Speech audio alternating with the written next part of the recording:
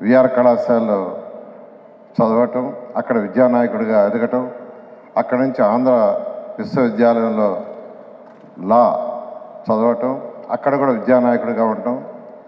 తర్వాత 1978లో శాసనసభ్యులుగా ఎన్నికై ఆ రోజు శాసనసభలో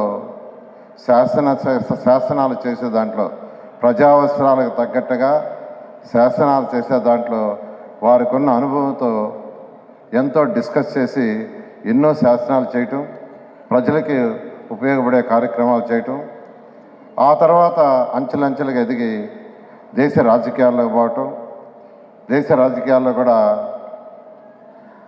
భారతీయ జనతా పార్టీ జాతీయ అధ్యక్షుడిగా ఎన్నిక కావటం, 4 సార్లు రాజ్యసభ మెంబర్గా ఉండటం, 2 సార్లు మినిస్టర్గా, అటు పురపాలక శాఖ, అర్బన్ అథారిటీ మినిస్టరు, అదేవిధంగా గ్రామీణ శాఖ. ఇవి 2 చాలా చాలా పెద్ద శాఖలు.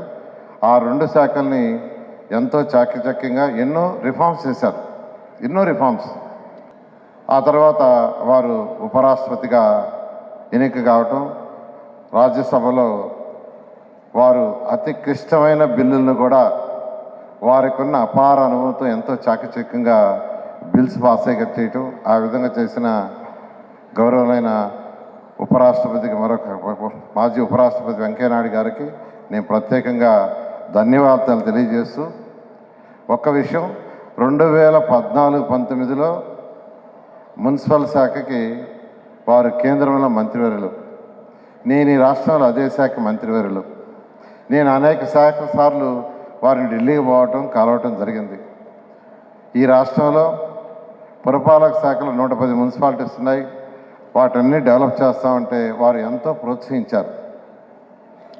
ఆ రోజు వారు ఆ శాఖలో ఉన్నప్పుడు ఈ రాష్ట్రంలో 100 స్మార్ట్ సిటీని తీసుకొచ్చారు.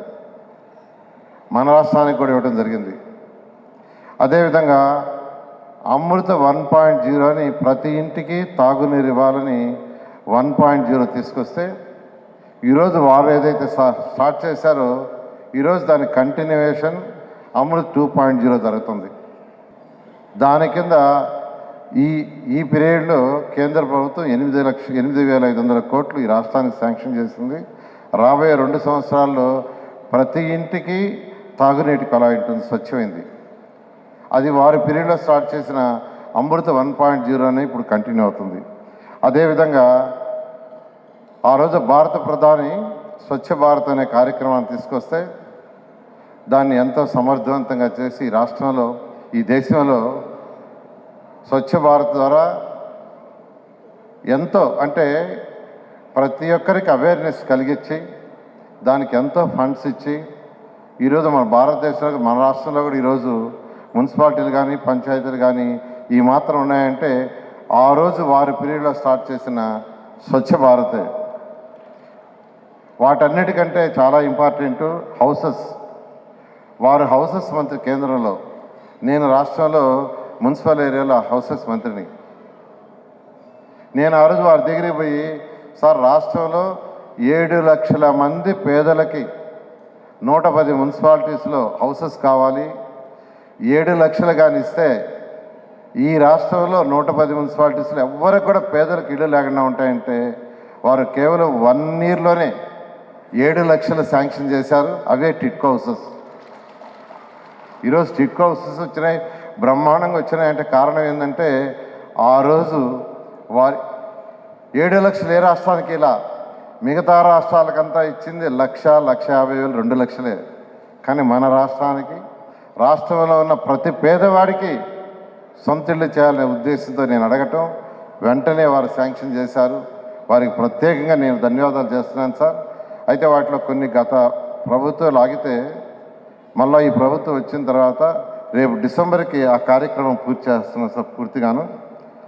అదేవిధంగా మీరు మంత్రిగా ఉన్నప్పుడు ఒక కార్యక్రమాన్ని తీసుకొచ్చి ఒక డాక్యుమెంట్ చేయించారు, కన్సల్టెంట్ పెట్టి ఒక డాక్యుమెంట్ చేయించారు. ఆ డాక్యుమెంట్ ఏంటంటే నెల్లూరు నెస్ట్. నెల్లూరు సైతం నా నెల్లూరు కోసం, నెల్లూరు సైతం నా నెల్లూరు కోసం అనే ఒక డాక్యుమెంట్ తయారు చేయించారు. ఇదే హాల్లో నెల్లూరు జిల్లాలో పుట్టి పెరిగి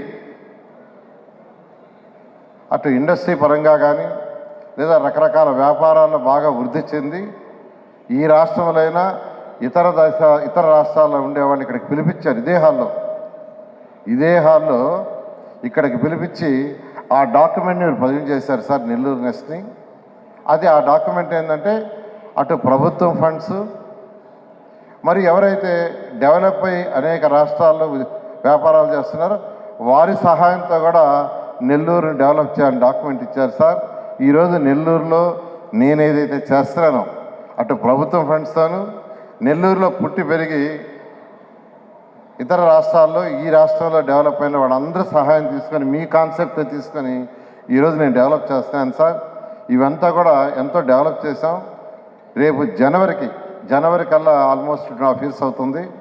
ఈ 2.5 yearsలో మీరు నెల్లూరు నెస్ట్లో ఇచ్చిన డాక్యుమెంట్లో మెజారిటీ పూర్తి చేస్తాం సార్. జనవరికి మీరు నెల్లూరు వస్తారు.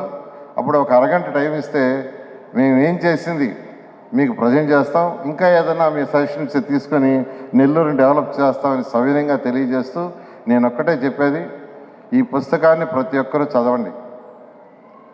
దీంట్లో యువకులే కాదు, ఎవరైతే సీనియర్ నాయకులు ఉన్నారో కూడా చదివితే, ఎందుకంటే వారి నుంచి నేను ఎన్నో నేర్చుకున్నా.